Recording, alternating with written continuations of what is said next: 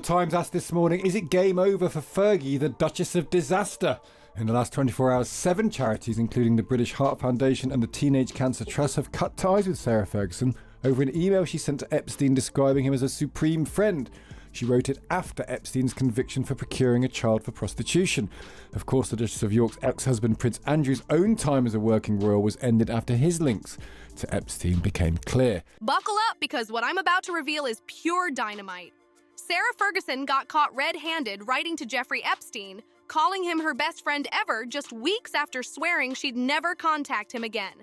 The Sun and Mail on Sunday dropped this bombshell 2011 email, and honestly, it's worse than anyone thought. Fergie's apologizing for negative press, swearing she never badmouthed him, and literally calls him loyal, generous, and my supreme friend. This is the same woman who told Evening Standard just a month earlier that she'd cut all ties. Her PR team scrambled, claiming she wrote it because Epstein threatened to sue. Girl, please. The tone was way too friendly for someone writing under pressure. And let's not forget, she'd already taken £15,000 from him in 2010 to clear her debts. Evidence that, £15,000 was nothing to Epstein, and to be honest, it's nothing for her. And I have it both from somebody who worked for Epstein and a member of the royal household that the sum we should be talking about is about £2 million. 2 years after his conviction for soliciting a minor, the connection ran deeper than she ever admitted. Remember her big 2011 comeback interview? She said she abhorred pedophilia and called accepting Epstein's cash a massive mistake. She promised to pay him back and never speak again. But then 1 month later, that Supreme Friend email drops, and her entire story falls apart. Here's what nobody's asking. If she was genuinely scared of Epstein, why did Prince Andrew even let him bail her out? Why write to him like family? Insiders say this was classic Ferguson. She had a track record of disastrous relationships with powerful men. Steve Wyatt, John Bryan, Epstein. Every time she thought she'd found her financial savior, it exploded into humiliation. The timing was brutal. Right after Trump's royal visit, when everyone was dodging Epstein questions, her email resurfaces. Within 48 hours, charities started dropping her like a hot potato. Julia's House, a children's hospice, ended her patronage with an icy statement calling the connection inappropriate. Then the dominoes fell fast.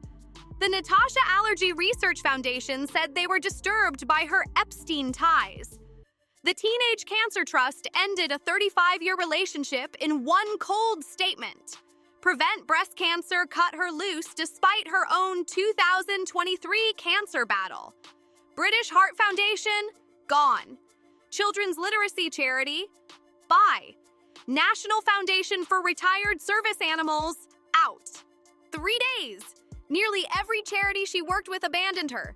That's how toxic the Epstein link had become. Then came the plot twist nobody saw coming. Natalie Dormer, who played Ferguson in the ITV drama The Lady, announced she wouldn't promote the show at all. Dormer's statement was calm, but devastating. After the Epstein revelations, she couldn't in good conscience do publicity. Then she donated her entire paycheck to child abuse charities.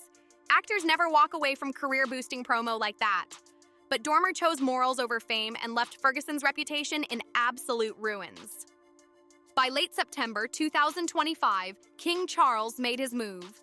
Ferguson and Prince Andrew were banned from the royal family's Christmas at Sandringham. Sources said Charles wanted them kept at respectful distance after the Epstein fallout. If they attended any private events, they had to sneak in quietly and avoid cameras. The contrast to 2023 was devastating.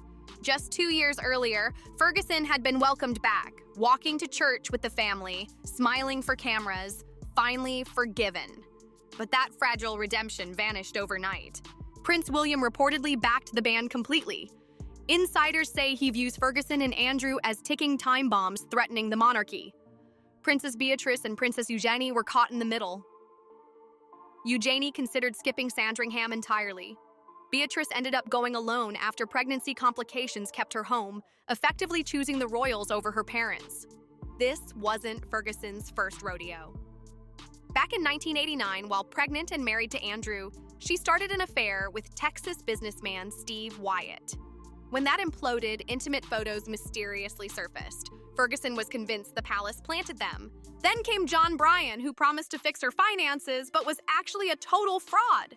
He joked to friends, "I just have to make the money before she finds out I don't have it."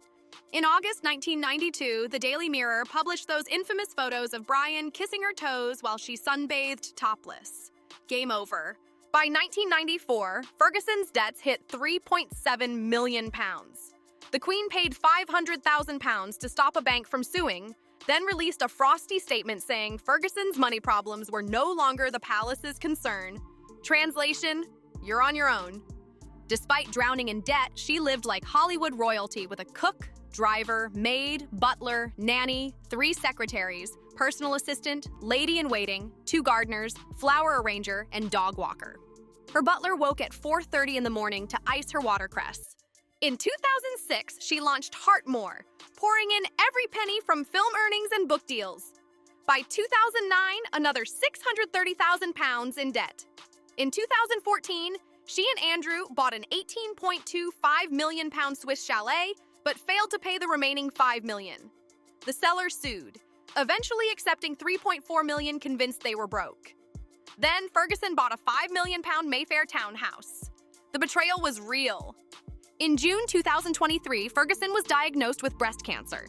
She underwent surgery and by late 2023 announced she'd beaten it. Then January 2024 brought another diagnosis, malignant melanoma. Sympathy poured in. She became patron of Prevent Breast Cancer and worked with NHS England. It looked like genuine redemption. But 9 months later, the Epstein email wiped it all out. Every charity that supported her during cancer cut ties instantly. Her redemption story collapsed into another cautionary tale. Even facing death hadn't changed her. Long before 2025, cracks showed during her 2011 interview with 60 Minutes Australia. What started as charm turned into chaos when reporter Michael Usher asked tough questions about the news of the world sting. She snapped, accused him of trying to trick her, demanded the cameraman delete footage, and stormed off. When she returned, the warmth was gone. When Usher mentioned her book title, Finding Sarah, she shot back, "Are you lost?" She couldn't take real responsibility, only vague admissions before lashing out. By September 2025, Ferguson was completely isolated. No charities, no royal family support, no public sympathy. The pattern of 40 years had caught up with her completely. Steve Wyatt abandoned her. She turned to John Bryan. Bryan destroyed her reputation. She turned to Epstein. Epstein's money came with a convicted sex offender association. She sent the Supreme Friend email. Each scandal taught her only that she was a victim, never that she made terrible choices. Prince William viewed her as a direct threat to the monarchy. He wanted her frozen out of everything. William understood what Charles had been slow to accept. Ferguson's judgment would never improve. At 65, Ferguson still claimed she was just getting started, but the truth, she hadn't changed at all. Still making excuses, still playing victim, still turning second chances into disasters. The infamous Supreme Friend email became her legacy. Not her charity work, not her cancer survival, not even her grounded daughters. That single email to a convicted man sent weeks after publicly cutting ties summed up everything: the desperation, the contradictions, the catastrophic judgment. Sarah Ferguson entered the royal family in 1986 as a burst of color and energy. By 2025, she exited as Britain's most scandal-prone royal, a woman who had every opportunity and lost it all through her own choices over and over again. The woman who married a prince didn't lose everything because of palace politics or media cruelty. She lost it through decades of reckless spending, poor judgment, and refusing to learn. And that is the devastating truth about Sarah Ferguson, the royal who had it all and threw it all away. So what do you think? Was Sarah Ferguson a victim of circumstance or the architect of her own downfall? Did the royal family treat her fairly or throw her under the bus? Drop your thoughts in the comments below because I want to hear what you think about this absolute mess. And if you found this story as shocking as I did, Make sure to smash that like button, it really helps the channel grow. Hit subscribe and turn on notifications so you never miss the next royal scandal. Because trust me, there's always more drama coming. Share this video with anyone who loves royal gossip, and let's keep this conversation going.